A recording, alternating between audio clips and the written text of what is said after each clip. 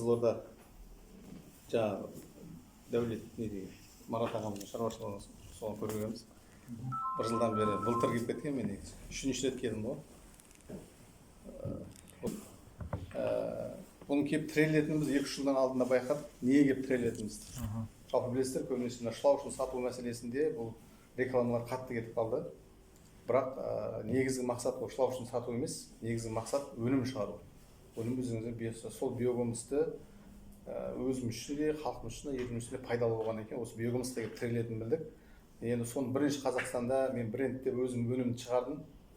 Сол кезде біраз қиыншылықтар жатыр. Өйткені мен өзім производствоны айтқанда өзім өндірем, өзім жаңа сатуға менеджер дейді, жаңа не дейді.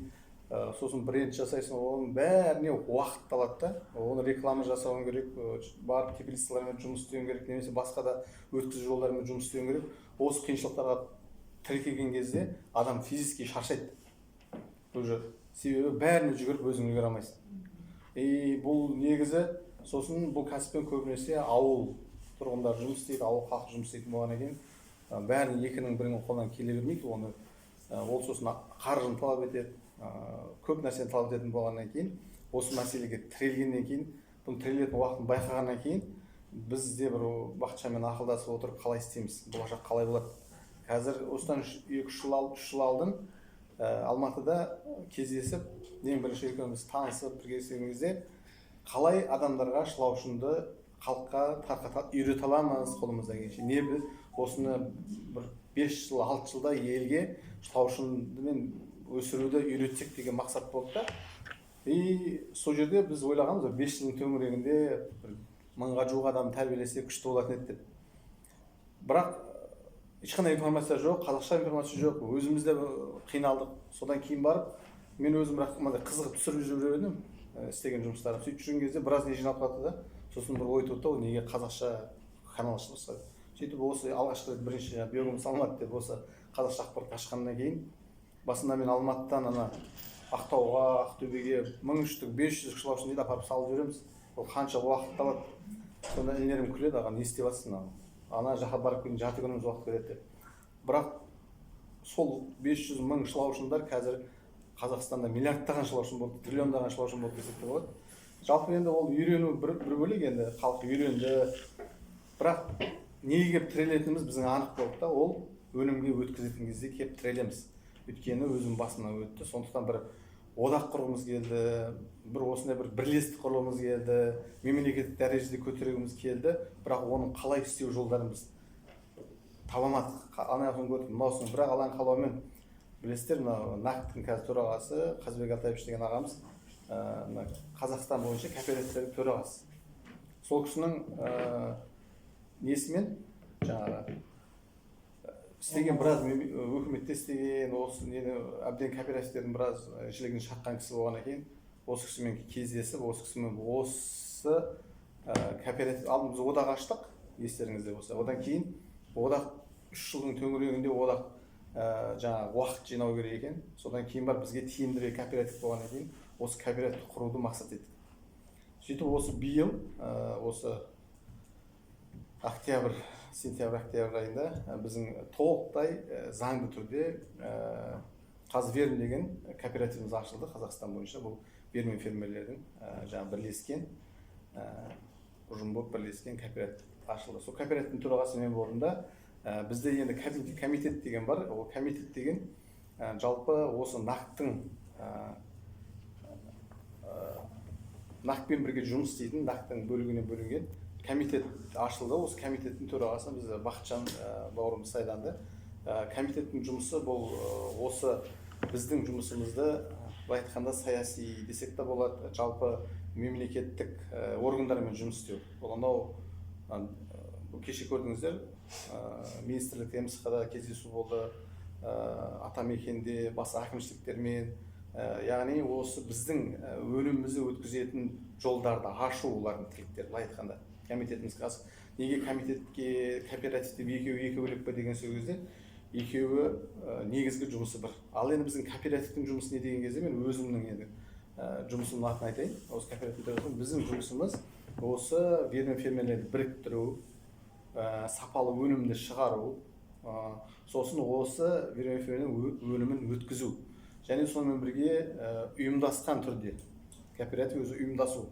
Біз қай жерден, мысалы үшін Қызылордадан, Шымкенттен, Алматы облысынан жаңағы приемный нелерімізді ашу қабылдайтын.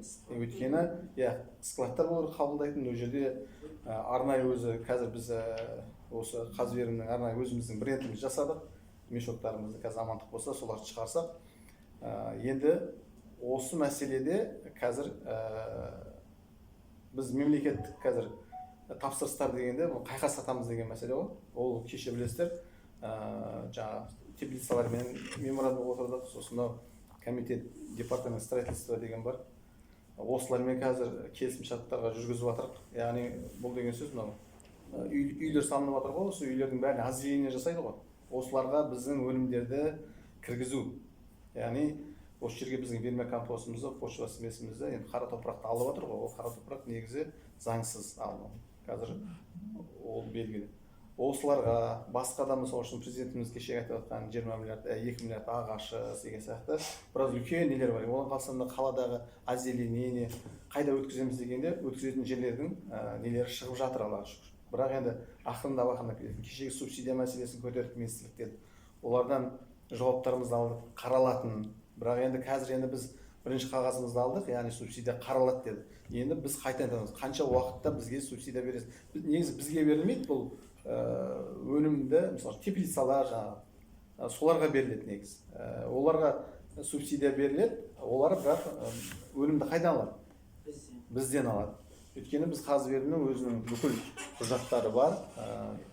Жаңағыдай, қазір енді былай айтсақ, жабайы түрде жұмыс істедік болсаққа шейін. Сондықтан біз қазір даже шылаушындарымыздың өзін біз қазір паспорттап жатырық. Себебі не үшін қазір көп кісілер түсінбей жатыр? Анаған ақша дейсіңдер, мынаған ақша дейсіңдер, бұл не деген сұмдық болып кетті. Қараңыздар енді. Мысалы үшін менің үйімде Гисар деген, мысалы үшін айтып отырмын, Гисар қошқары бар да, 200 мың теңге тұрады да. Менің көршімде бар, ол 400 мың теңге тұр. Не үшін? Оның паспорты бар да, оның атасы жазылған, оның анасы тегі жазылған да. Бәрі. Сол оның айырмашылығы осы, ол сол арқылы мемлекеттен субсидия алады, жаңағы мемлекеттен қандай мүмкіншіліктер, және оны сатқан кезде, осы паспортпен сатқан кезде оның бағасы да жоғары болады. Мысалы үшін біз қазір сатып жатырық Калифорния шылаушылар, басында қызды. Ертең келіп біреу, бізден Калифорниядан біреу келіп, бұл брендтелген, бізде осында не қылған, бұның сенде қандай хақыларың бар сатуға дейтін болса, бізде ешқандай құжатымыз жоқ. Біз оларға ақша төлейтін жағдайға түсіп қалатын жағдайымыз бар. Өйткені Қызылордада маған жаңағы Марат ағамен кездескен кезде осы жағдайды айтып берді. Авангард дедім, ұмытып отырмын енді, күріштің сорттары болған екен. Осыдан 5-6 жыл алдын. Оны осы Қызылорда халқы сатып отқан кезде, бұны орыстарда өздері брендтелген екен да. Солар келіп бізге ақша төлетті дейді да. Сен осындай жағдайға ұшырап қалмайсың ба деген осындай нелер ақылдар айтты ол кісілер. Себебі енді несі бар, опыты бар. Сондықтан біз қазір шылаушындарымызды Калифорния қызыл шылаушындары бірақ қазақ жеріне бейімделген деген документ жасап жатыр. Бұл ертең, бұл бір. Екіншісі, біз қазір оқу ағартып, жаңағы оқу несіне, бұл оқу не үшін керек? Мына вермифеллердің бәрі ертең біз еуропалық стандартқа өтуіміз керек. Ертең біздің өнімізден аурулар шықпау керек. Сол үшін кәдімгідей біздің оқу орталығынан өтеді, жерде оқиды, үйренеді. Әрине оны өздеріңіз білесіздер, тағы да толықтырып, сол жерден диплом болады. Бұның не үшін бұның бәрін біз жасап жатырмыз? Себебі қазір не үшін біз қазір бәріңіз реестрге тіркеп жатырмыз? Себебі мемлекет ертең бізбен санасатында, мен кеше министрлікте біз осынша адамбыз деген кезде, 1000 адамбыз деген кезде таң қалды. Қайықтасыңдар деген сияқты да. Білмейді олар біздің барымызды. Ертең біз инвестор тартуымыз керек болып тұр. Өйткені бұл кәсіпті кең қылып дамыту үшін бізге инвестор ақша керек. Әрбір кәсіпті жүру үшін ол ақша келіп тіреледі. Қазір бір қабылдау пунктін ашу үшін бізге 15 миллион ақша керек. Ол зданиесінің өзін арендаға алғанның өзінде. Өйткені ол жерге біз упаковочный аппараттар қоямыз. Ол жерге жаңа гранула шығаратын аппараттар қоямыз. Оларды жаңа мешоктайтын қаптардың нелерін қоямыз. Оның бәрі ақшаға келіп тіреледі. Оны қазір бізге ешкім мемлекет ақша беріп жатқан жоқ бізге. Сен мына алда істей қой деп. Немесе бағаларымызға бізге бір мүден сенде көтеріп алған ешкім жоқ. Біз қазір жаңағы 50 000 теңге айтып жатырық қой, 50 000 теңге жаңа немен кіріңіздер. пай алып деп жатқан сол 50 мың теңгені біз осы жаққа саламыз десек, қазір бізде жиналып жатқан ондай ақша жоқ. 2 мың 3 мың теңге деген сіз өздеріңіз ойлаңыздар, бір ғана бухгалтердің өзіне қазір 200 мың теңге айлыққа бухгалтер таба алмайсыз. Өйткені кооперативтің бухгалтерін табу үшін бізге қанша уақыт кетті? Себебі бұл жерде үлкен ертең оборотта жүреді, үлкен бұл жерде мыңдаған, 2 мыңдаған әрқайсының есебі бар. Барлық бухгалтер қашады да. Сосын біздің финансистеріміз, басқа да істеліп жатқан жаңа юридический документтер, бұлардың бәрін ақша талап етеді. Өзіне өзі болмайды.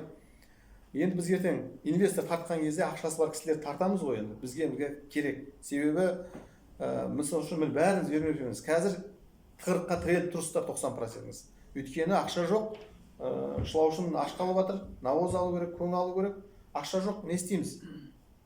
Сондықтан біз қазір инвестор тарту жолымен жұмыс істеп жатырмыз. Яғни инвестор тартқанда мына Бәкең мысалы үшін, Бәкеңнің ақшасы бар. Бәкең айтамыз, міне біз осындай кәсіп бар, бізге ақша саласыз ба? Бұл кісі ақшасы бар адамдар, олар терең ойнайтын адамдар. Ол бәрін документ сұрайды ертең. Ол шылаушының да документін сұрайды. Ол біздің фермерлеріңіздің шынымен де барсыңдар ма? Ол заңдысында тіркелгенсіңдер ме? Әлде бәрін жан-жақта жүрсіңдер ме? Осылардың бәрін ертең инвестор сұрайды бізден.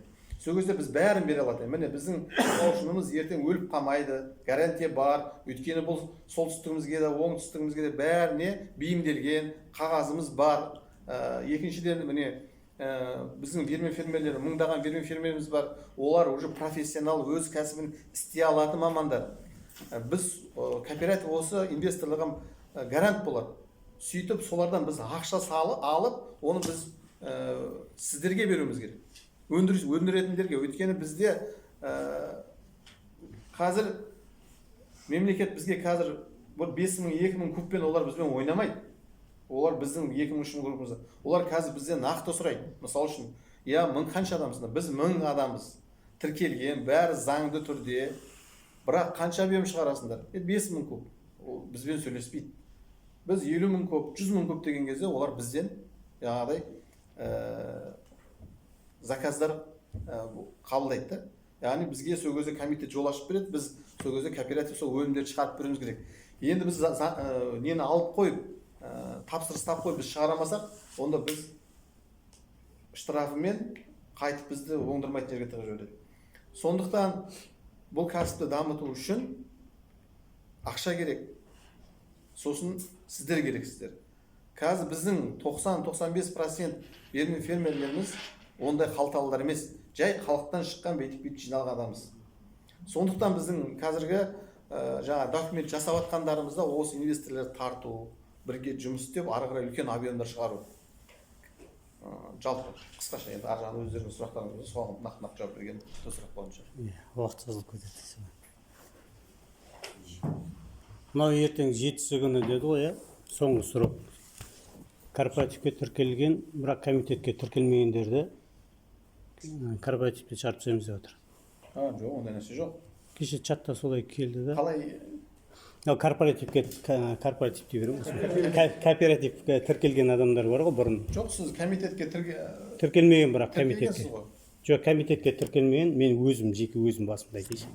Кооперативке тіркелгем, комитетке тіркелмегенмін. Егер сіз комитетке тіркелмеген болсаңыз, 3 мың теңге төлейсіз. Дұрыс қой. Ол сіз төлендіңіз ба, сіз уже комитетке? Жоқ, ол төлейтін Народный банк бір нәрсе еді, оны мен сөздің ашығына келгенде қолым тиіп жүрген жоқ. Көрдіңіз ба? Біздің мәселеміз осы болып жатыр. Мына кісінің қолы тимейді, апаның бала шағасы бар, анасы бар. Әркім өзінің несімен жүрді. Сонда біз қалай дамытамыз бұны? Сіздер және біздерге ренжисіздер. Қашан биогумусты өткізесіңдер дейді. Сіз заңды түрде тіркелмейсіз әлі бізге. Біздің кооперативте жоқсыз, және біздің өнімімізді өткіз дейсіз.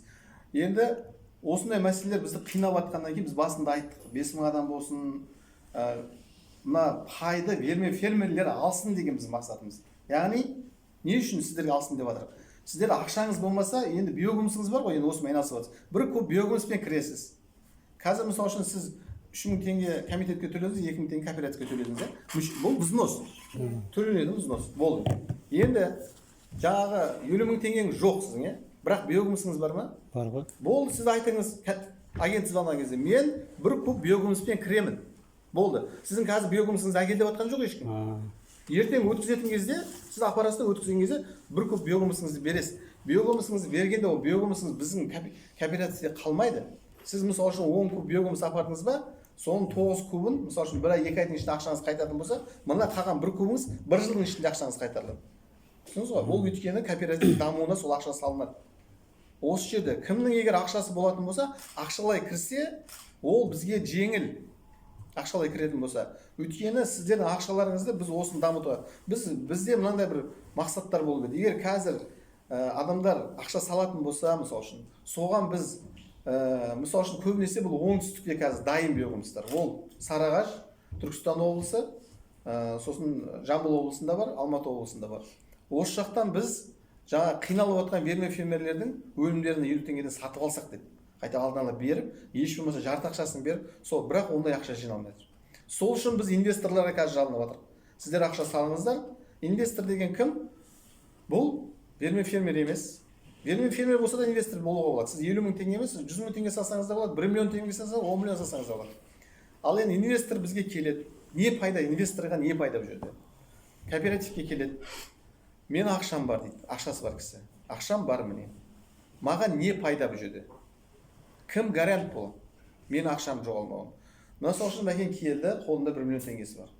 1 миллион теңгесі бар, келді. Біз айтамыз, сіздің 1 миллион теңгеңіз бар, иә? Но кооператив. Бұл заңды тұлға. Былай айтқанда мемлекетте тіркелген бәрі. Енді сіздің 1 миллион теңгеңізді аламыздағыны біз Сәкеңнен 20 куб биогумс сатып аламыз. Бірақ Сәкең айтамыз, Сәке, біз сізге қазір 1 миллион теңге береміз, бірақ сіз бізге 50 теңгеден биогумс бересіз. Бірақ биогумсты қазір бермейсіз, көктемде шығарып бересіз. Бірақ мына 1 миллион теңгені алыңыз да, сіз навоз алыңыз, көң алыңыз, дайындаңыз. Ол кісі есептейді, я, так, 1 миллион теңге алсам, мен онда 20 камаз түсіріп аламын, например. 5 камаз сабан түсіріп аламын. Ана маған тиімдірек, айлықтарымнан құтылып қаламын дейді да, бұл кісі көнеді. Бірақ бұл кісі кім? Бұл кісі біздің кооперативте біздің шәкірттеріміз сенеміз Сәкеңе. Ол кісі істеп біледі, ертең алдап кетпейді, ақшаны жеп кетпейді. Бір жағынан бұл кісі қазір кооперативте тіркеліп тұр, комитетте тіркеліп тұр. Бұл кісінің ИП-сы бар. Біз келісімшартқа отырамыз. Ертең алдап кетсе не істейміз мен? Ана кісіге ақшаны қайдан тауып беремін. Бұл кісімен біз келісімшартқа отырамыз, сосын барып ақшаны береміз. 50 мың теңгеден бұл кісіге төледі қой кубына. 20 теңге әр кубтан. 20 мың теңге мысалы үшін ол инвестор сіздің пайдаңыз, яғни 40%. Ол сіздің пайдаңыз, жылдық пайдаңыз. Біз ертең осыны өнімді алып, бұл кісінің дайын болғаннан кейін, алып, кооператив оны 100 теңгеден сатады. 30 теңге кооперативтің пайдасына қалатын болса, 20 теңге сіздің пайдаңыз, яғни 50 мың теңгеңіз қайтты. Яғни сіздің головой пайдаңыз 40% болып тұр. Яғни 50 мың теңге салдыңыз, үстіне 20 мың теңге алдыңыз. Осы сіздің пайдаңыз. Инвестордың пайдасы осы. Ал кооперативтің пайдасы дегенде не? Кооперативтің пайдасы дегенде бұл 30 теңге бұл кооперативтің шығыны. Оның ішіндегі жаңағы бұл кооперативті ары қарай дамыту, кооперативтегі істелетін жаңағы мешоктар, басқа да осы қалған ақша не қалады? Қалған ақша бөлініп, қазір адамдар шулап жатыр. Сендер 30%-ің бәрін неғымақсыңдар деп. Қалған ақша, мысалы үшін 100 миллион теңге болса, міне 10 миллион теңге қалды, міне. Біз ертең кооперативтің мына мүшелерге отчет береміз. Құрметті бауырлар, міне біздің өзіміздің ертең кооперативтің ішінде комиссия болады. Бізді ертең тексеріп, біздің бухгалтеріміз бәрі есептерін беріп отыр. Сол кезде сіздер міне 10 миллион теңге қалды, құрметті бауырлар, міне 10 миллион теңге қалды. Біз ол қалған ақшаны мысалы үшін гаражителді алдық, мына кеңейттік, осындай істедік, мына қалған ақша қалды міне. Осы ақшаны қаласаңыз сіздерге бөліп береміз. Қаласаңыз біз кооперативтің дамуына қайттан саламыз. Өйткені бізге кооператив дамыту үшін бұл ақша керек деген сияқты. Егер 30% туралы әңгіме болатын болса деймін. Ал енді сіз өзіңіздің пайдаңызды алдыңыз ғой, инвестор пайдасын алды. Бұл инвестор мен фермерлердің басын қосатын бұл кооператив болады. Егер біз дамуымыз үшін, қазір біз 8 күн кездесеміз деп жатқан, біздің өзіміздің қазір жүйеміз бар. Қалай бұны кең түрде, максималь үлкен түрде дамыту үшін, ол үшін не істейміз деген сияқты. Осы 8-іне кездесетін жиналысымыз комитеттің осы. Оған кез келгеніңіз қатыссаңыз да болады. Барам десеңіздер қатысып сол жерде толықтай ақпарат алуға болады. Жалпы. Енді бұл жерде инвестордың жаңа несін кішкентай айтып жатқаным ғой, пайыз мәселесіндегі. Инвесторды табып отырмын. Біз енді әрбір инвесторға басымызбен гарант болып кіріп жатырық. Бірақ біреу ақша шығарып, әрі қараңыздаршы, бәрі жағдайда болмай қалса деген сияқты нелер. Инвестор деген өзі ол рискке баратын адам. Мысалы үшін енді сіз өзіңіз магазин салайын деп жатсыз, ол жүрмей қалуы да мүмкін, жүруі де мүмкін. мысалы үшін иә өйткені риск береді да ол жерде біз бір процент ақша деп жаңағы 40% деген нәрсе емес. Сосын бұл жерде баға ол 70 теңге деген 50 теңгеден қатып қалған баға емес ол. Бұл просто процентке шаққанда деп айтылып жатыр да. Мысалы үшін батыста сыры қымбат, мысалы үшін ол жақтың бағасы өзінің районына қарай, сол жақтың несіне қарай себестоимость саналады да, соған қарай есептеледі. Мысалы үшін оңтүстікке төмен ана жақ осыған байланысты. Ал енді қазіргі ертең келесі жылы мысалы үшін көңілде қымбаттап кетуі мүмкін. Ол рас, қазір уже басталып жатыр. Әлі биогумс үшін қабылдаған жоқ, бірақ навоздың бағасы қымбаттап кетті деген сияқты. Біреулер бермейміз, осы ауыл менікі деп тұрғандар бар. Яғни ол кезде баға тұрақтамайды деген сөз ғой, 50 теңгемен қатып қалды деген сөз емес. Ары қарай не болады? Осының сұрағын беріп отырсыз. Иә. Ол осындай өзгеріп тұрады баға. Неге? Процент бұл жерде тек қана. Просто біз 70 теңге деп қазір рынокпен айтып жатырмыз да, халыққа түсінікті болу үшін. Түсінікті болу үшін 70%. Иә, ал атак бір процентке осылай бөлінеді деген сөз. 30%, адам 70%. Бұл жерде енді қараңыздар, кооперативтен неге қорқып жатырдар? Өйткені кооператив деген нәрседе қаншама жаңа қазіргі нелер болып жатыр ғой, пирамидалар болатын нелер, осы кооперативтен көбісі осындайдан аузы күйгеннен кейін халық қорқады. Біздің кооператив ешкімнен кредит алмайды. Кредит алу бізге ешқандай тиімді емес. Ешкімнен қорқатындай. Одан кейін әрбір кооперативтің мүшесі, мына кісі мысалы үшін кооперативтің мүшесі, бірақ бұл инвестор 10 миллион теңге салды. Апа, тоже кооперативтің мүшесі 50 мың теңге бар. Немесе бір биогумспен, бір көп биогумспен кооперативтің құқықты мүшесі. Екеуінің құқығы бір, апа. Екеуіңіздің құқығыңыз бір, просто бұл кісі алатын ақшасы көбірек алады, болды. Екеуіңіздің дауысыңыз бір бұл жерде. Яғни мен 2 миллион теңге салдым, сен менен артық сөйлейсің деген сөз емес. Сосын бұл кооперативтің ұжымы мені босап жүру сіздердің қолдарыңызда. Егер мен істей алмасам, мен жүргізе алмасам, онда сіздер дауыс беру арқылы мені босатып жібере саласыздар. Басқа бір істейтін адамды қоясыздар. Бұл жерде мысалы ол мен ешкім сіздерден басқа ешкім мені сайламайды. Сіздер и так оны мен өздеріңіз сайладыңыз. Мысалы үшін айтып жатқаным ғой. Сол сияқты әрбір мүшенің өзінің жаңағы бұл жерде құқығы. Сосын сіз пай иесі болғаннан кейін сіздің құқыңыз пай иесі, сіз өз өніміңізді, қанша өніміңіз болса да, сіз кооперативке өткізесіз. Бір. Сіздің пайыңыз енді амандық болса, Құдай Алла Тағала жәрдем берсе, біздің кооперативіміз өсетін болса, онда біздің пай құнымыз өсе береді. Сосын біз қазір 10 мың пайызды сатуға шығарып қойдық, иә? Бұл 10 мың пайызды не үшін сатуға шығардық? Өйткені кооперативті көтеру үшін. Енді кооператив өзінің аяғына тұрып алған кезде біз пай сатпаймыз. Пай сатылмайды. Енді пай сатылмағаннан кейін, бұл кәсіптің дамыған адамдар көргеннен кейін басқа жақтан адамдар кіргісі келеді. Кооперативке келеді, кооператив айтады, пай сатылмайды. Енді не істейді? Онда жеке Нұрекең өзіне келеді. Нұрекең пайын сатасың ба? Нұрекең қалаған ценасына пайын сата алады. Қаласа 500 мың теңге, қаласа 5 миллион теңгеге. Құқы бар. Және немесе өзінің баласына неге қалдыруға болады. Немесе пайын арендаға беруге болады. Ол деген не деген сөз? Өзінің пайын басқа кісілердің биогумысын өткізіп беруге мүмкіншіліктер болады. Басқа егер оның биогумысы сапаға сай келетін болса, өзінің сол үшін 50 теңгеден алып, 10 теңгесін, 20 теңгесін қойып, кооперативке өткізуге сіздің құқыңыз болады. Сол пай қолыңызда болғаны үшін. Сол үшін бұл бәрі заңды түрде тіркеледі. Не үшін реестрге тіркелді деп жатырмыз қазір? Жаңа бағана группаға жазды ғой, маған не керегі бар ИП ашып, неге мен басымды қатырасың, ЭТСП дейді, ананы мынаны көбейтіп жібердім дейді. Заңды түрде болмаса, ертең сіз мысал үшін пайдың құны 50 миллион теңге болып кеттік. Мысал үшін мен аламдағына жерде сізді өшіріп тастаймын. Сіз маған еш нәрсе доказать ете алмайсыз. Қайт доказать етесіз? Сіз сондықтан сізді біз реестрге тіркейміз. Сіз реестрде, нақтың реестрінде тұрасыз. Біздің реестр, өзіміздің кооператив несінде тұрасыз. Сондықтан сіз ертең жоғалып кетпейсіз. Сіздің қауіпсіздігіңіз үшін. Сосын ертең тағы да бағана сұрақ, не үшін ИП керек, не үшін ТО керек деген шум болып жатыр. Басын не қатырасында деп жатырмын. Ертең сіз өнімді кооперативке өткізген кезде сізге ақша аударады. Заңды түрде. Сіздің біріншіден жеке өзіңіздің кәсібіңізге аудару ол заңсыз. Екіншіден, аударғанның өзінде оның налогы қымбат болады. Сіз 30%-та қанша? Сондай сіз налог төлейсіз ба? 100 теңгеңіз 30 теңгесін налог төлегіңіз келе ма? Ал сіздің ИП-іңіз болса, ол ештеңе емес. ИП-ның жылдық несі оборотына қарайды да береді. Немесе ТО-ңыз болсын, немесе ауыл болса да разница жоқ. Сондықтан ол керек сіздерге.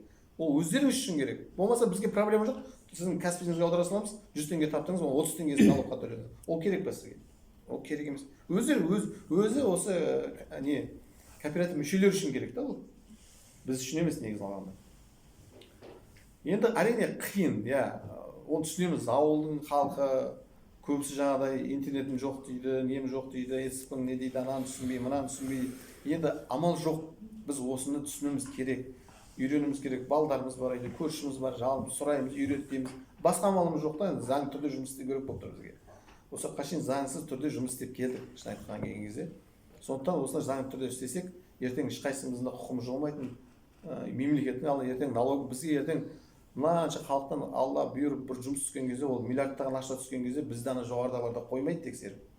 Ол рас нәрсе, налог тексереді, прокуратура тексереді, ол жерде үлкен ақша болады. Енді сол кезде заңсыз болатын болсақ, біз құримыз. Сіздер осында түсінулер керек. Бұл аштың салы неге ала салып, бәрі айтып отыр ғой, неге биогумус саласында кәсіпкеріңе лақтыра бермейсің дейді. Ол менің әкем ақшасы емес қой, алып тастай береді. Мемлекеттің налогы бар, ертең содан өзіңіз налог төлейсіз деген сияқты. ИП-ны сосын қазір емес, енді мысалға қазір енді пайда алып ИП-ны сосын ана биогумус өстіру болады. Ол дайын болып өткізетін кезде ақша да болатын шығар. Қазір бәрі сол кезде налогы басқа бәле бар, документ. сол кезде болады, сол кезде. Сіз өлім өткізетін кезіңізде. Ақша аударылатын кездегі нәрсе ғой ол. Енді соны пайда алған кезде сертификатта бір нәрсе беріледі ме қолдарына? Иә, сізге агент хабарласады. Бізде ұшақ агент бар, үлгере алмай жатыр. Группада айқайлап отыр ғой, үлгере алмай жатыр, физически. Олардың телефонын бермей жатқанымыз сол. Олардың телефонын берсек жындығып жібересіздер. Бәрі звонады. Итак, бір агентіміз жынды болып тастап кетті үшін. Сұрақ көп қой. Басында білмейміз ғой бізде. Ана мынау біздің агент деп салып жүргенбіз. Алло, қазір телефонымыз көтермейді ол bizden. Өзі агент болғанда. Сол үшін агенттердің телефонын бермейміз, үлгере алмайды физически. Бір адаммен жарты сағат отырамыз дейді. Жаңағыдай түсінбейді бір етіспің не, анауың не, мынауың не деп басып уақытты алып жатыр, иә. Онда биогумус өндірген кезде барып пайда алуға бола ма, сондай ма? Жоқ, қазір осы кезде алып қалуым керек. Вообще қазір алып алыңыз пай. Өйткені пай ертең өсіп кетеді. Жоқ, қазір бізде биогумус жоқ. Жоқ, сіз биогумус, қазір сізге агент звондаған кезде бүйтіп айтасыз. Мен пай иесімін, мен биогумуспен аламын дейсіз. Мен биогумуспен бір көп биогумуспен мені пай иесі кіргіз дейсіз. Болды. Түсінсіз ғой? Сіз биогумусыңызды өткізген кезде сол аппаратта өткізесіз биогумусыңызды. Ол нетсе өтсе бір квадрат несі қалады ғой сонда. Негізі ол сіз өткізген биогумус ол сізге қайтып келеді. Просто уақыт арасында. Мысалы үшін біз министрмен келіскен кезде өткізілсе 9-ы маған ақшасы келеді да. Иә, 9-ның ақшасы келеді, 13-ның ақшасы сол бір жылдың ішінде қайтып келеді сізге. Негізі көбінің сұрағы сол ғой, жаңағы бір жылдан кейін қайтады ма, біреу 1 миллионға алғысы келіп отыр, біреу 100 мыңға алғысы келіп отыр пайда. Иә. Жаңағы жемісін қашан көреміз дейді ғой мысалы. Біз қазір Қанша процент береді? 40% бір жылдың арасы деп айтып отырмыз да. Бір жылдың арасында. Себебі біз биогумусты жылына 2 рет емес, 1 рет өндіре алады екенбіз. Солай ғой. Өйткені 6 ай уақыт кетеді, одан кейін оны сейт етесіз, оны отырғызасыз, сосын бұның да өзінің бір уақыт өтетін кезі болады. Мысалы үшін қазір ноябрь айынан анау көктемге шейін өтеді да, ол ары қарай сосын биогумустың қазір бәрінің қиналып жатқан неден? Қазір егін егіп жатқан жоқ қой ешкім. Сол үшін ол биогумус тұр. Егін енді басталады. Мен ол өзім басымнан өтті. Қырғын үлгере алмаймын, қысымен пұтыр болды.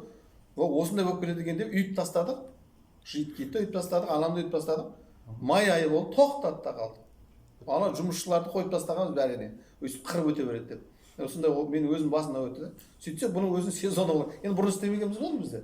Сезоны болады екен, тоқтайды екен сол кезде. О, ана жұмысшылардың айлығы өтіріп барады. Соны қайтадан босаттық бәрін. Ой, азайтып. Ақырында 12 адамнан ба, 13 адамнан 2 адам алып қалдық. Өйткені тиімсіз аларды ұстап отыр деген сияқты. Сол сияқты оның өзінің өтетін уақыты болады. Сондықтан сіз өз өніміңізді 1 жылға есептейсіз. 1 жылда жаңағы табысы келеді деп ше, сатылуы бар, өнімі бар, шығуы бар. Осыған есептеген дұрыс екен деп отырмыз да. Тағы да ондай, тағы да бір жақсы тез өндіретін жолдар шығып жатса, ол проблема жоқ. Ол да жақсы. Сосын бірінші сұрақ жаңа реестрға тіркелді дедік. Пайда 1 жылдың көлемінде мысалға биогумус аппаратын әлде ақшалай алатын болды. Реестрға тіркелді деген сөз, пай уже алуға мүмкіндік бар деген сөз ба? Иә, бұл сіз уже ертең сізге агент хабарласқан кезде сізді пай иесі деп жазыласыз жерде. Бір көппен болды. Егер сіз ақша төлесеңіз, сразу төлейсіз, болды, сіз уже пай ішесіз. Сосын мысалға менің әкем қартайып тұр, сол кісінің атынан пай алдым. Ол кісі мысалға дүние салып қалған жағдайда ол кісі сізге жаңағы не мұрагер ретінде қалдырады. мұрагер маған қалдырады.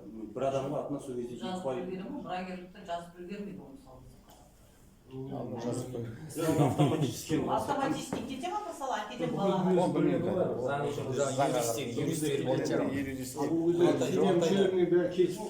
Алты ай уақыт алады ғой. Үйде қалай болады? Үйде. Алтайдың ішінде ғой.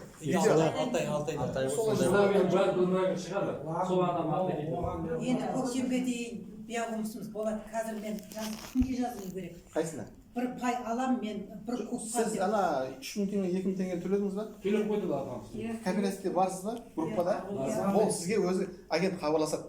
Сол кезде сол агенттің айтқандарын істесеңіз болды. Сізді заңды түрде бәрін тіркейіп, сол кезде мен биогумуспен кіріп жатырмын. Болды.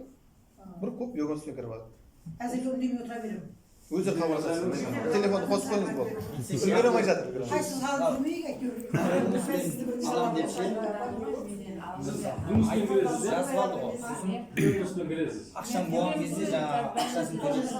Қолымда ақша тұр. Ары қарай ақша төлесеңіз, ол ақшаңызға пайда көресіз. Сіз қазір кірдіңіз ба? Сіз ертең тағы ақша сала берсеңіз де проблема жоқ. Мысалы қазір мысалы ақшам жоқ, бірақ сөйтіп жаңағыдай айтып сосын ақша болған кезде жаңағы алуға болмайды. Шектеу мерзімі бар ма? Ол пайдың мысалы қазір ағамыз деп жатыр, 7 ноябрьге дейін деп тұр ма? Әлде жаңағы Жоқ, олай деген жоқ. Олай емес. Біз сіздер қазір не төлеп қойдыңыздар ғой? Бұл кісілер, қазір төлеп қойған кісілер, ана комитетпен кооперативке төлеген. Болды. Сіздер осы немен сіздер тіркейді осы бағамен. Яғни 50 мың теңгемен ше. Иә. Енді біз қазір сіздерге жалынып жатырмыз. Мына комитетке төлеп кіріңіздер деп. Енді кіретін кісілер бұндай болмайды. Олар біздің оқуымыздан өтеді.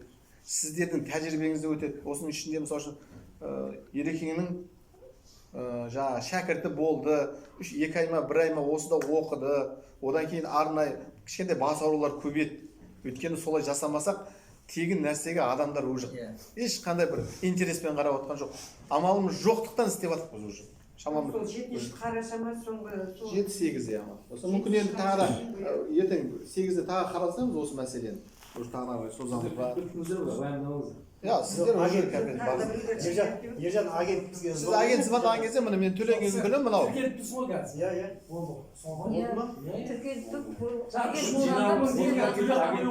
Агент звондаған кезде сіз айтасыз мен бұны октябрьдің 1 күні төлеп тастағанмын.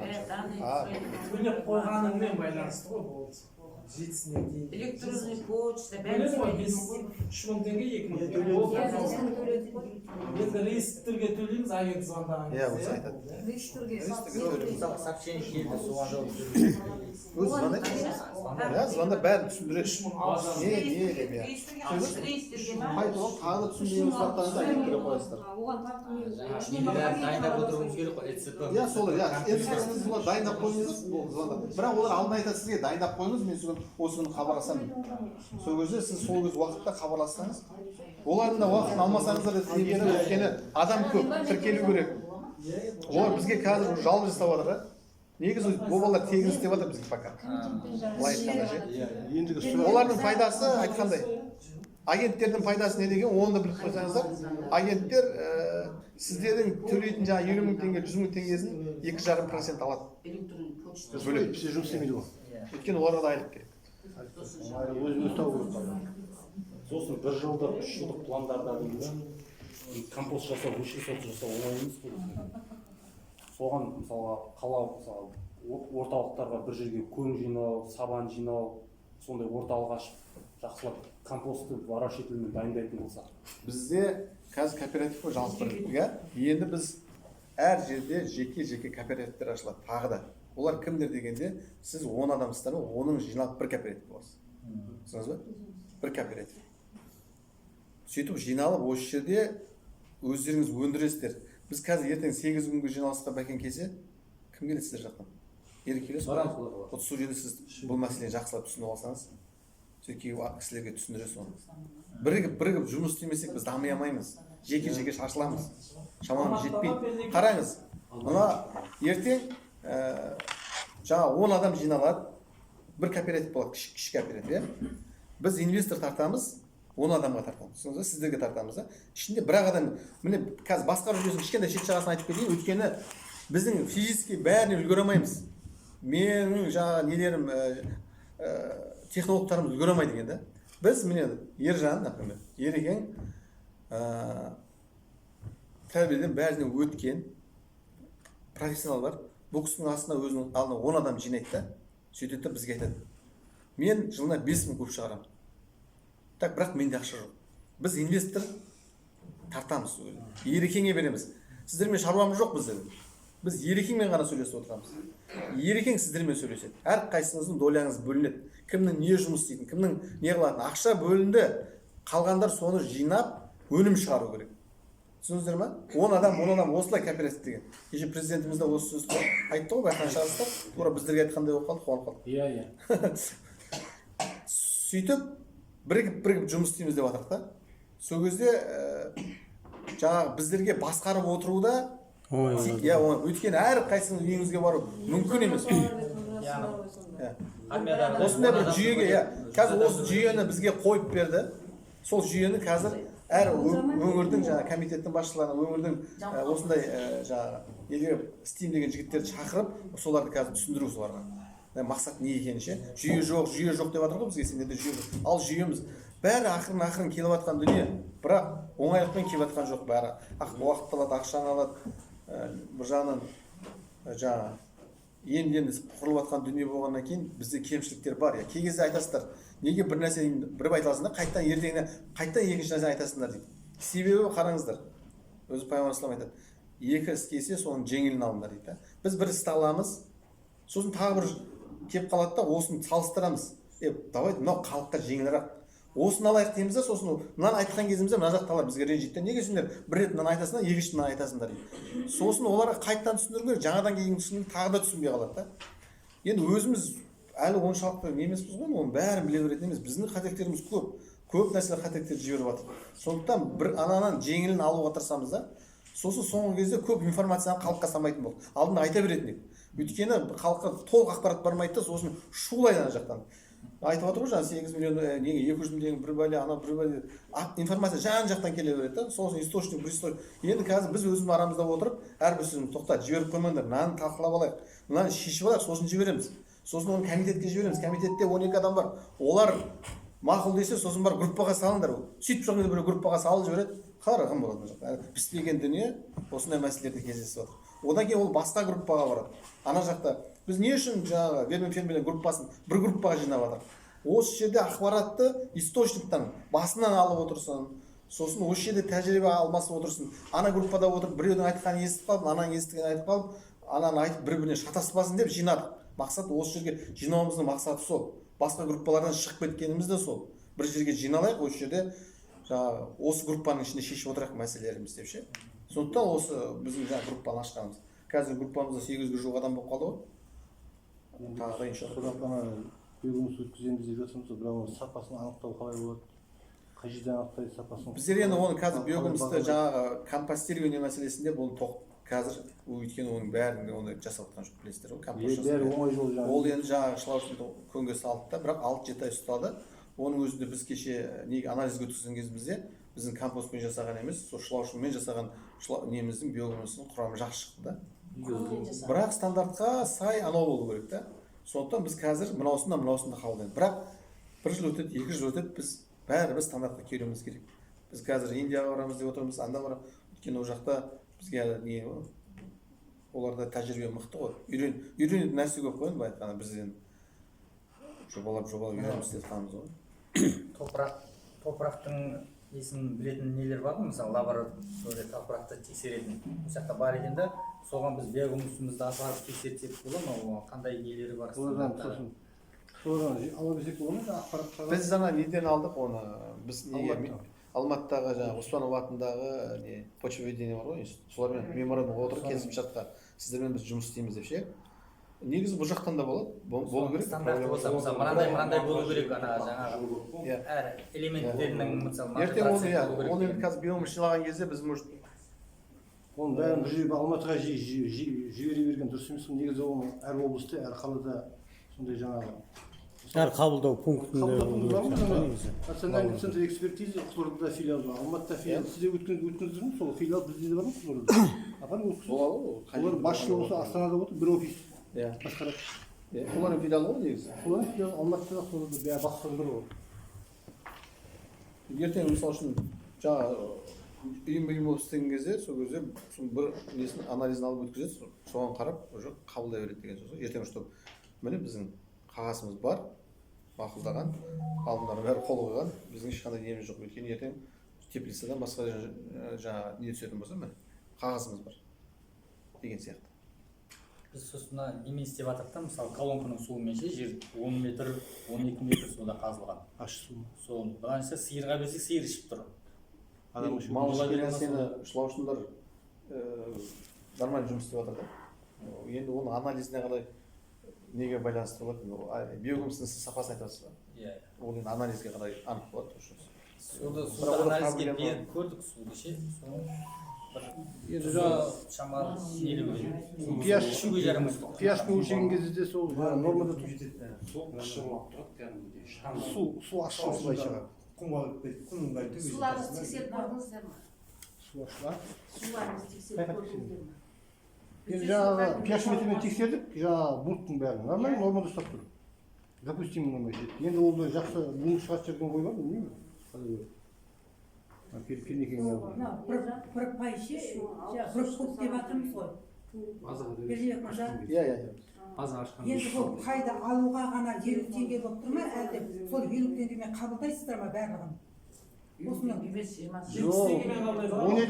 Қайдікі ғана ғой 50 теңгемен. солай ма? Баға көтеріледі деп отыр ғой. Қазіргі баға біз қазір рыноктың бағасы шамамен 70 теңге. 100 теңге да.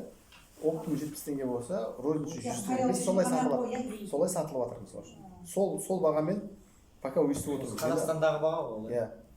Қазір мысалы үшін біз тағы да бір әлі бітпеген істердің кішкене шет жағын айтып кетейін енді секрет болса да. Біз қазір Саудия мемлекетіне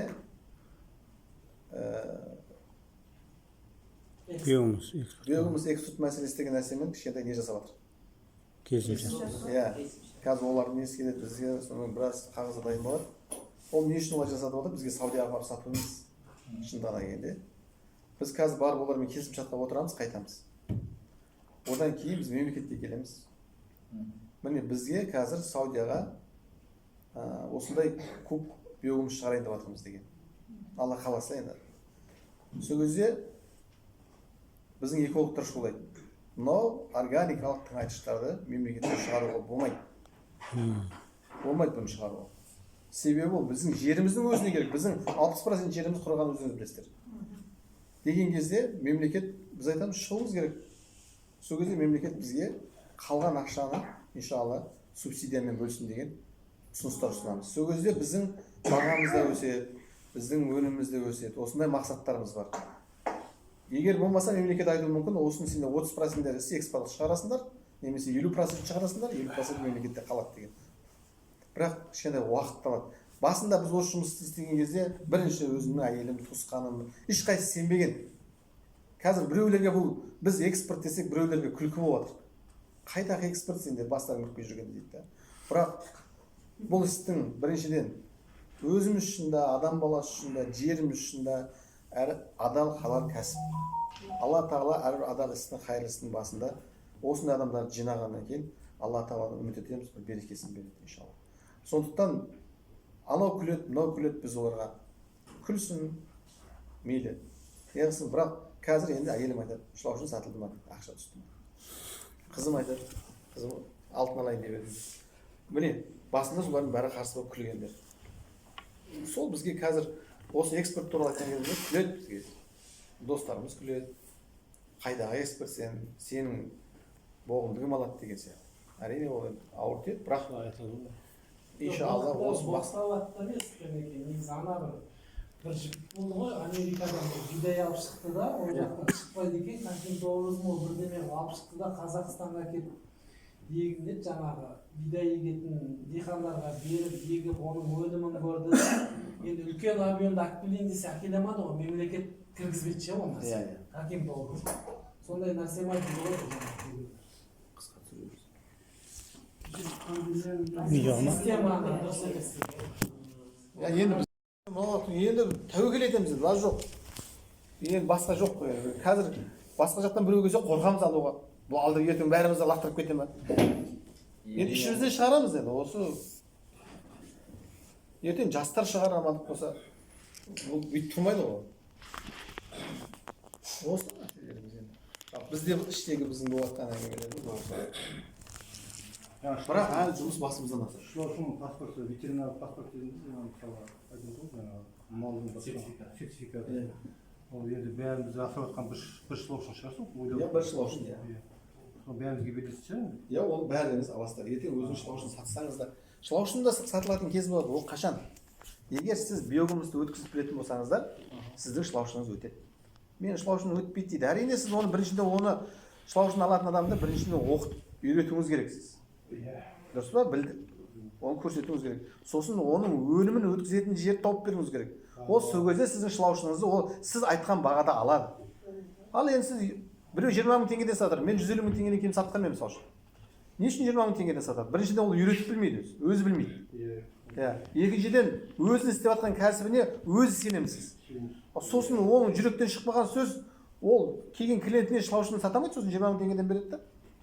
Ертең біздің сіздің мен тек қана мен емес, сол документ сіздің шылаушыңызда болады. Сіз айтасыз, міне, менен кім шылаушыны алатын болса, амандық болса, иншалла Алла қаласа. Менің паспортым бар. Міне паспорт аласың. Бір. Екіншіден, оқып аласың сертификатын. Үшіншіден, мен сенің өніміңді өткізіп беремін. Себебі не үшін сіз өйтіп айтасыз? Өйткені сіздің қолыңызда пай тұр. Сіз оның өнімін өткізе аласыз. Ол сол кезде сіздің шылаушыңыз ол 150 мың теңгені төменге сатпайсыз. Ал енді сіз осы нәрселер болмаса, онда жалынасыз оған бар. Қойға болса да ауыстырамын, лаққа болса да ауыстырамын деп жүресіз. Солай болып жатыр. Лаққа ауыстырып жатыр. Неге болса да ауыстырады. Сатамаған, анау көбейіп барады, оған алысып керек, ол кішкентай шылаушың деген ол көбейген кезде сұмдық тамақ жейді. Сосын амал жоқ, араған жағын сосын ақырында кім виноват болады? Басында отырған Бақытжан мен Пернебек солар басында ютубтан айтты, бәле болды. Дейді да сосын біз тағы айналып келіп біз сұрайық. Енді ағайындар, шынын айтсақ, біз көтерілсек біз жақсымыз, біз құласақ онда біз жаманбыз. Анық сол. Бірақ біздің ниетіміз Алланың ризашылығы үшін біріншіден үмітіміз, ақыретіміз бар, дүниеміз бар, Алладан сауап күтеміз. Оған үміт етеміз, оған рақмет. Екіншісі өзім пайдам үшін, жасыратыным жоқ. Мен бұл жерден пайда көремін. Өйткені мен ертең биогумусымды өткізсем, маған пайда. Үшіншіден елге қызметім болады. Жерге қызметім болады. Осы менің басқа менде бір артық біреуді лақтырып кетейін, осылардың 3 мың теңгесін жинап алып, мен әлі ойлап жүрмін. Бұлар болмай қалса, бұл 3 мың теңгеге мені өлтіретін түрі бар. Оны қайдан қоямын деген есебім бар. Есептеп жүрмін. Ойпырмай ертең қайтып беремін міне. Ал енді 50 мың теңге ертең миллион берген кезде оның сұрағы одан да жоғары. Ал бірақ ертең жақсы болып кетсе, мен жақсымын. А бірақ қазір форс-мажор любой жағдай болуы мүмкін ағайын. Бәрі өзгеріп бара жағы өзгеріп кететін болса, жап бәрі нәрсе. Сіздер менің жағамнан аласыздар. Оңбаған осы шығарып еді білем бәрі. Ақшаны берді. Осындай жағдай болады. Бізде риск бар ағалы. Сіздер түсініңіздер.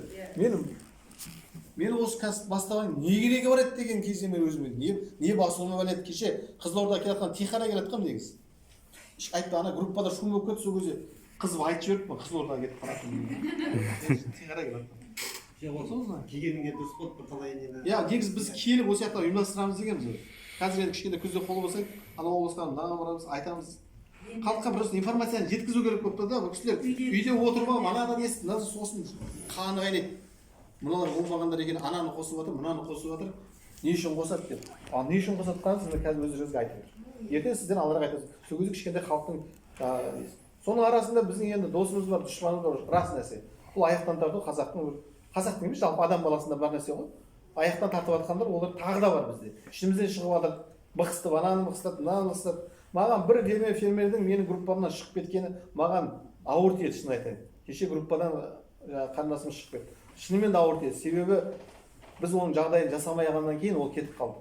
Біз немесе оған толықтай жеткізе алмағаннан кейін, немесе оған біз қатты бірдеңе айтып жібердік. Осының бәрі осы үлкен жұмыс болған кезде маған қаншама өзіме жазады, ауыр сөздер жазады. Басқа біреулерден жібереді мен туралы айтқан сөздерді. Кейде атасына айтады, маған не керегі бар осының деп кеткім келеді, бірақ біріншіден ниет еткесін Алланың ризашылығы үшін шыдайсың. Сосын елдің тірлігі болғаннан кейін ол ауыр сөздер де болады, жаңа мақтау сөздер де болады. Оны шыдасақ, біз қазір анау группада бір-бірімізге біреу айтқан кезде екінші ренжіп кетпеу керек. Керісінше бір-бірімізді тоқтатып, осы кәсіпті дамытуымыз керек та. Енді анау айтты, мынау айтты, ренжіп кетіп қала беретін болсақ, сонда қалай болады бұл? Ештеңе де болмайды. Бізде ең керемет нәрсе бар. Міне Өзбекстан, Қырғызстан қарағанда біз Қазақстанда ауызбіршілік, Аллаға шүкір. Ауызбіршілік осынша адам жиналып бар да. Өзбекстанда, Қырғызстанда жоқ бұндай нәрсе. Сіз айтып отырсыз, Өзбекстан дамып кеткен жоқ. Ештеңеден азып кеткен жоқ, сіздерге айтайын. Бізде қазір амандық болса, мына кәсіп жүйеге қойылатын болса, бізде үлкен. Мен Өзбекстанды көрдім бар. Бізде мүмкіншілік өте жоғары. Өйткені ол жақта біздегідей сері жоқ. Бізде сабан бар. Міне күріштің сабанын өртеп жатсыздар. Көң жетеді, мал жетеді. Қызылорда болмаса батыс бар, шығыс бар. Бізде мүмкіншілік көп екен да. Оларға қарағанда. Бізде мүмкіншілік көп. Керісінше біз оларға экспорт жасауымызға болады. Өйткені сиыры көп бізде. Бірақ жүйеге қойып алғаннан кейін ол нәрсе болмаса, жүйесіз болғанда шашылып жүре береміз. Ертең бәрі қиналады да бұл кәсіппен. Шыдайтындар қалады, кететіндер кетеді. Ол барлық кәсіпте сондай ол. Бір кәсіптің ұшына жету үшін 2 жыл, 3 жыл шыдамаса, ол сосын шаршайды да. Біреулер енді артық табысы болмаған қиналады, орта түсінеміз. Сосын тастап кетеді. Сондықтан ағайындар, осы біздің мақсатымыз жақсы. Не үшін бұны істеп жатқан себебіміз осы мақсатымыз. Амандық болса, бір елге пайдамыз тиіп кетсе, Құдайға шүкір, үйім бар, машинам бар, жұмысым бар. Бірақ елге де қызмет етуіміз керек қой. Бізде бір мақсат, жаман мақсатта білмеймін, байып, өзін бай беріп, елге де бірдеңке істеп кетейік. Абай атамыз айтқан сияқты, кімнің қолынан келеді, бір кірпішті біреу шылаушымен қояды, біреу үй салумен қояды, біреу мешіт салады. Кірпіш қойып кетейік, бір елімізге кішкентай бір пайдамыз тиіп кетсінші, Алланың ризасы үшін да, еліміз үшін, хотя бы жерімізді көркейтеміз. бір нәрсеге пайдам, ертең ұрпағымызға әйтеуір ата-бабамыз осы жерді қалдырды деп айқайлаймыз, бірақ жерімізді тоздырып жатырмыз. Ертең тозған жердің кімге керегі бар? Мысалы үшін айтқанда. Сондықтан біздің істеп жатқан ісіміз дүниеміз үшін де, ақыретіміз үшін де бір қайырлы іс, бір пайдасы бар іс қой. Сіздің әрбір жеп жатқан ана жердегі сіздің ертең биогумусыңызды, компостыңызды салған кезде жердегі құрттардың өзі бізге дұға жасайды. Соларға тамақ беріп жатырмыз былай айтқанда. Жеріміз құнарланса, содан бір құс тамақ жесе. Мемлекеттен қолдау болса жақсы. Әрине, соған қазір баратырмыз. Жаңағыда мемлекеттен қолдау болса, біз тез аяққа тұрамыз. Егер олай болмаса, біз қиналамыз. Сол үшін біз жаңағы кеше Қазыбек барып, уже кеше Қазыбек Атаевичтің әңгімесі уже біраз жерге кетіп қалды. Маған үлкен бизнесмен кісілер маған жіберіп жатыр. Олар кім бұл? Не әңгіме бұл деп жатыр да? Жақсы. Значит, бұл не әңгіме? Мысалы үшін кімді білесіз бизнесмен? Ой, ютубта жүреді. Марғұлан. Сол кісі бастап естіген шығарсыздар. Бұл жақсы деген сөз. Біз бұл деген жақсы деген сөз. Не деген? Өйткені ақшасы барлар, қолында бірлігі барлар бұған қызығатын болса, бұл кәсіп дамиды деген сөз. Біз енді бүйтіп жүрміз ғой, 5.000 теңге, 3.000 теңге шұғылап. Олар миллион, 100 миллион деп салады да. Реклама жақсы жасайды. Марғұланның несі инвестиция береді ме, инвестор еді ғой. Ол ертең ана кәсіптің дөңгелеткеннен кейін құяды ғой. Өзін жаңағы алма бағы. Өзін алма бағы. Солардың бәріне керек екенін біліп тұр ғой. Кеше осыдан 4-5 жыл алдын ешкім білмеген дүние ғой былай айтсақ. Сіздің ютубқа салғаныңыздан халыққа тарап кетті. Содан шу өте қалды да, мысалы үшін бір себеп болды да. Енді қазір уже қалталылар, жаңағы әкімдер ойланып жатыр. Ертең біз осы кәсіпті дұрыстап жүйеге қоятын болсақ, сол кісілер келіп бізге ақша салады. Мысалы үшін ол депозитке қойғанда бұндай ақша таппайды, 40% деген жоқ ол. Егер біз жүйеге дұрыстап қоятын болсақ, сол үшін біз мынаны жүйелеп қойып істесек, сол кезде біз жаңағы инвесторлар өздері келетінде біздің кооперативке, мен ақша салам дейтін кез келеді да. Сол кезде бәке елге ақшаласын білсең қашатын кез келеді, иншалла, Алла қаласа. Бірақ кішкентай сабыр етейік, бірігейік, істейік, шыдайық болады. Осы мақсат. Егер мысалы бізге қазір инвестор келіп жатса, өздері бізге жауап. Біз оларға қалай қанша процент? Оны мысалы үшін инвестор болса, сіздер өздеріңіз алған инвесторлармен келісулеріңізге болады. Шартымыз біз әкелген инвестор. Мысалы үшін 30%-ке 40% келесіз. Мысалы үшін. Қараңыз. Инвестор тартудың өте оңай жолдары бар. Қашан біз сбыт жасаймыз ғой. Сол кезде сбыт жасаған кезде бізде инвестор сізде проблема болмайды. Біріншіден, сіз инвесторға айтасыз. Ақшасы бір ауылдың білесіз. Короче, 10 миллион теңгесі бар. Айналайын ол. Мен саған бір кәсіп айтайын. Ақша саласың ба? Не кәсіп? Біріншісі, шылаушы саламыз, мына өндіреді. Ол айтады, жақсы. қанша ақша саласың? 10 миллион салуым керек сен. Сен қанша саласың? Мен де 10 миллион саласың. Бірақ сен қалтаңызда 10 миллион теңге жоқ. Сізде шылаушым бар. Соны 10 миллион теңге, ол салды ма 10 миллион теңге, сіз 10 миллион теңге шыласын салдыңыз, Енді айтады, ол айтады, мақұл. Енді бұны кімге сатамыз? Бұны кім істейді дейді? Бұны мен істеймін. Ол үшінші айтады, ендігі мәселе главный. Бұны кімге сатамыз дейді? Бұны мен сатамыз. Өйткені сіздің қолыңызда пайыңыз бар, расында кооператив өткізіп жатыр ма? Өткізіп жатыр, көріп тұрсыз, Значит, сіздің ені, онда мен ақша саламын дейді. Сол кезде жоқ, мен саған 20% береміз. 80% менікі болады дейсіз. Қаласаң істе қала. Ол жан деп істейді. Өйткені сізбен бірдей ақша салып жатыр. Ол 10 миллион салды, сіз 10 миллион салды. Дұрыс, бірдей ғой. Сіз жұмысты сіз істеймін деп жатырсыз, ол басын қатырмайды. Сіз өйткені мамансыз, қолыңызда сертификатыңыз тұр. Міне мен сертификатым тұр. Үшіншіден, өлімді мен өткіземін деп жатырсыз, ол жүгірмейді. Енді ол рахат деген болды ғой, ақша салады ғой. Инвестор деген осы кезде келеді, бізге бір ағыз бетті ашылу. Бір ағыз бет ашқан кезде бәріңіз ауылыңызда кез келген адамның ақшасын салады бұл жерге. Өйткені егер осындай бәр кімді қазір мысал үшін айтады. Бір жау шығаратын біреу ашам десе, бірінші сбытты сұрайды, қайда өткізесің ба? Мақұл, мен ақша. Сол үшін компьютер шығарып, мен бір тема таптым деп келемін, сол үшін самсақана ашайын деп отырмын. Жарайды. Самсаны кімге сатасың дейді. Айдалаға ашып қойдың, кім алады? Егер жоқ, ол самсаны мен күнге 100 самсаны өткізуге шамам жетеді, 100% мен клиентім тұр десе, онда инвестор ақша салады. Ал енді сізде сбыт жоқ болса, ол ойланып қойы. Сен самсаны кім алады, мен жерде айдалада тұрсын дегенсің. Кез келген кәсіпте осындай. Егер біз сбытын жөндейтін болсақ, онда сосын ақша салатын адам маманына қарайды. Сен ол кәсіпте неше жыл істегенсің? Самсаны неше жыл істегенсің сен? Жоқ, бірінші рет істеу, айналайын қой дейді. Ақшасы бар адам сөйтіп ойлады. Егер 3 жыл істеген болса, сен біледі екенсің кәсіп. Сізде, значит, сізде 3 жылдық неңіз бар, тәжірибеңіз бар, документіңіз бар, өткізетін жеріңіз бар, сол кезде инвестор өзі ақ келеді. Сіз одан дым қорықпаңыз. Ертеңіңізде инвестор таппай қалды. Ол проблема жоқ.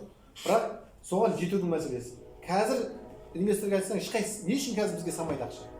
Өйткені сбыт белгісіз. Түсіндіңіз ба?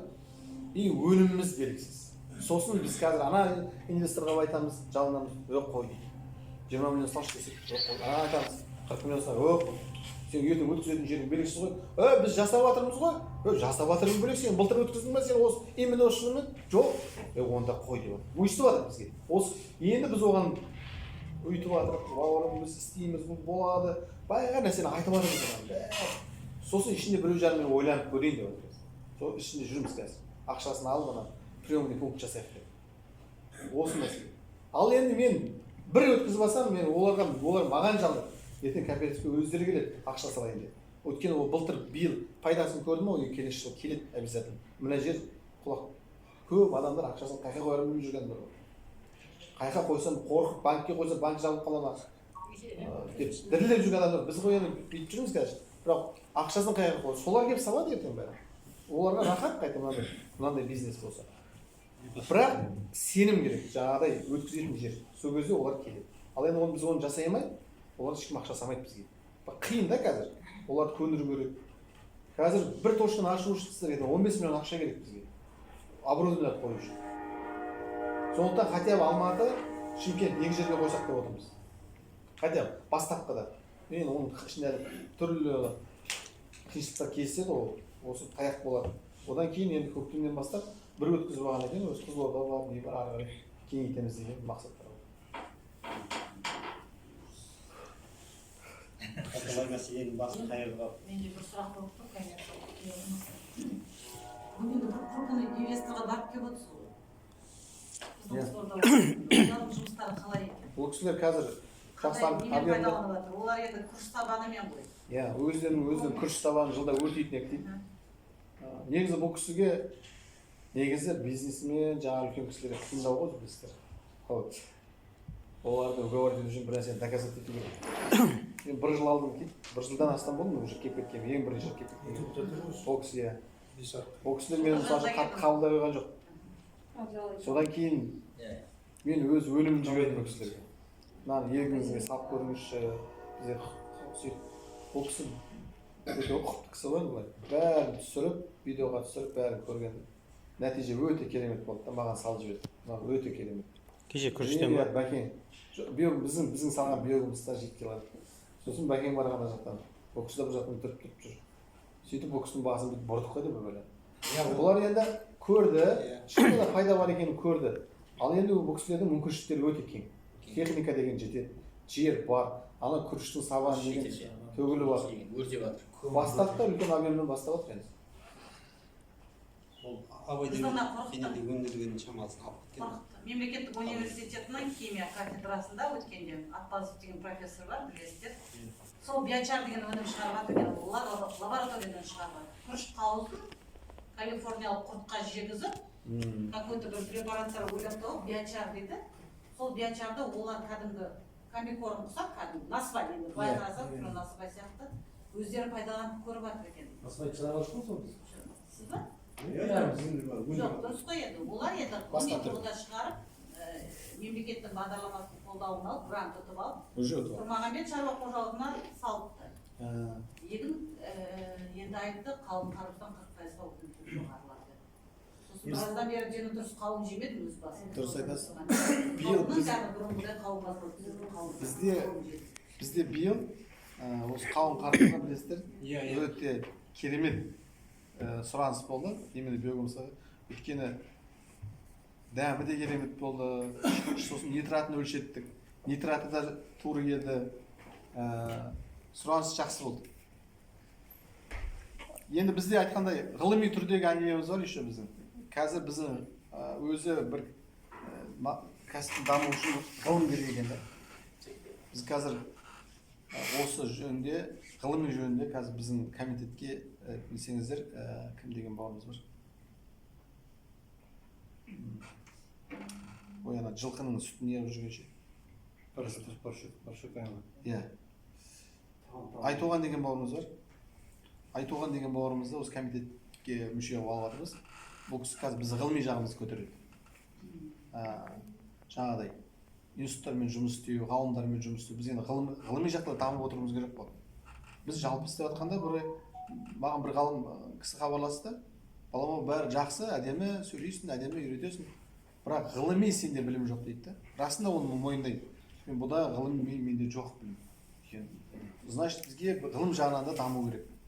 Ол үшін де оны басқаратын бізде жаңағы кім ғалымдар керек қой негізі. Иә, солармен жұмыс істейтін қазір біздің комитетке жаңағы кімді алып жатыр, Айтоған бауырымызды алып жатыр.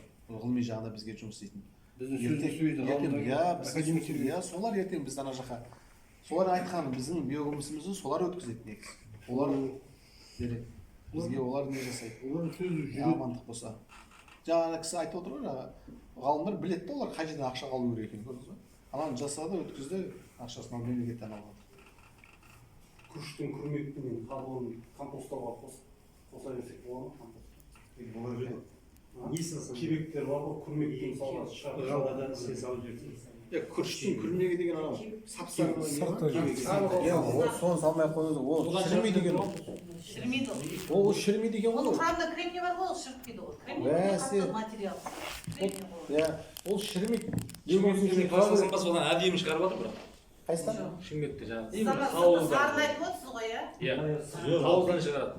Жаратпай тастаған ғой, сосын компост шығарып жатыр да. Компостировать етуге болады. Бірақ шылаушындар жемейді ғой. Шылаушындар жемей жатыр ғой. Компостировать етіп беруге болады. Мүмкін компостировать етіп барып берсе, может жеп қойды. Біз компостировать етіп берген жоқпыз. Былай беріп көрдің бе? Ішінде тұзда қатты да. Былайынан кәдімгідей шеңгелменен ошаған тастаған кезде сыпырылып қалып осындай таяғына қалып отырып компостап кетті. Маманы болдым, аш болдым. Ана бөренені қойып қойған ғой да. Компост көбіресе.